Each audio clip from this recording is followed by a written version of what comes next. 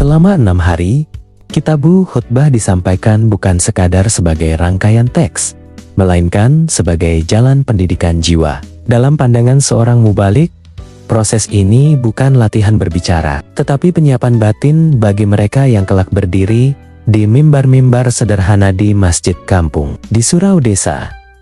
Di tengah umat yang hidup apa adanya, mereka yang mengikuti penghataman ini adalah mubeli LDII yang sehari-harinya membina umat di pilosak-pilosak desa di Kecamatan Matesi, Jumantono, Jatiyoso, dan sekitarnya. Mereka tidak selalu berhadapan dengan jamaah yang ramai, namun selalu berhadapan dengan amanah yang besar. Justru di tempo-tempo sunyi itulah khotbah diuji maknanya. Apakah ia mampu menenangkan, membimbing, dan menguatkan kehidupan umat hari demi hari dalam penyampaian Kitabu Khutbah menjadi tahapan menata niat seorang mubalik.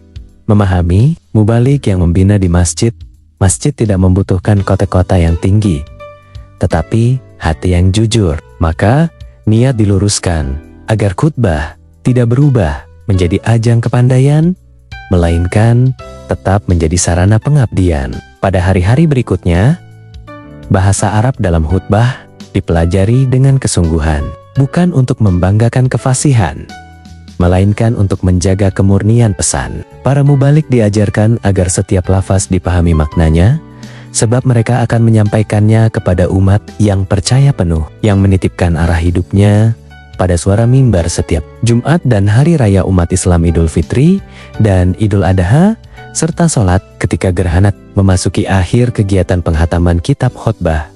Pemahaman makna menjadi pusat perhatian. Seorang mubalik menegaskan bahwa khutbah yang tidak dipahami penyampainya akan kehilangan ruhnya sebelum sampai ke telinga jamaah. Karena itu, Kitabu Khutbah tidak hanya dibaca, tetapi direnungkan, agar kelak dapat disampaikan dengan kejujuran dan ketenangan. Menjelang akhir 6 hari, khutbah dipahami sebagai amanah peradaban Islam di desa-desa. Di tangan para mubalik inilah nilai Islam ditanamkan secara perlahan, menjaga akidah, merawat persaudaraan, dan menenangkan umat agar tetap berjalan lurus tanpa kegaduhan. Mimbar masjid, dalam pandangan seorang mubalik, adalah benteng keimanan yang paling dekat dengan kehidupan nyata umat. Pada hari terakhir, penghataman Kitabu Khutbah bukanlah penutup perjalanan, melainkan awal tanggung jawab yang lebih besar. Kitab ditutup, tetapi amanah dibuka. Para mubalik kembali ke desa-desa